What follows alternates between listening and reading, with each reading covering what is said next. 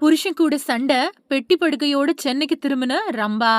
தென்னிந்திய சினிமாவுல முன்னணி நடிகையா இருந்து இப்போ நடிப்புல இருந்து விலகி இருக்கக்கூடிய ரம்பா மறுபடியும் நடிக்க வரதா தகவல் வெளியாகி வரக்கூடிய நிலையில இப்போ அவங்க தன்னோட கணவர் கூட சண்டை போட்டுக்கிட்டு சொல்லாம சென்னை திரும்பது பத்தி பேசியிருக்காங்க. சுந்தர் சி இயக்கத்துல வெளியான உள்ளத்தை அள்ளித்தா அப்படிங்கிற படத்தின் மூலமா தமிழ் சினிமாவுக்கு அறிமுகமானவங்க ரம்பா. அதை தொடர்ந்து தமிழ்ல முன்னணி நடிகர்கள் நிறைய பேர் கூட இணைஞ்சு பல வெற்றி படங்களை கொடுத்திருக்காங்க.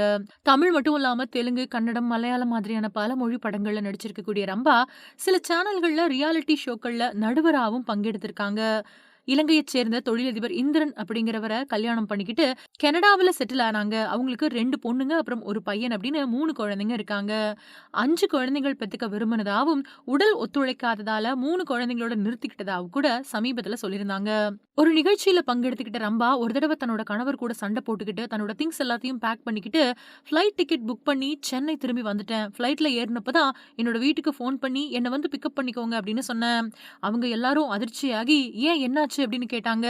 அதுக்கு பின்னாடி நான் சென்னை வந்துட்டேன். சென்னை வந்ததுக்கு பின்னாடி என்னோட கணவருக்கு ஃபோன் பண்ணவே இல்ல. ஆனா என்னோட அண்ணன் தான் அவருக்கு ஃபோன் பண்ணி நான் சென்னை வந்த விஷயத்த சொன்னாரு. அவரு அதிர்ச்சி ஆயிட்டாரு. நான் இங்க வந்தது தெரியாம அவர் கனடாவுல என்ன தேடிக்கிட்டு இருந்தாரு. கோபத்துல சில சமயங்கள்ல நான் தைரியமான முடிவு எடுப்பேன்.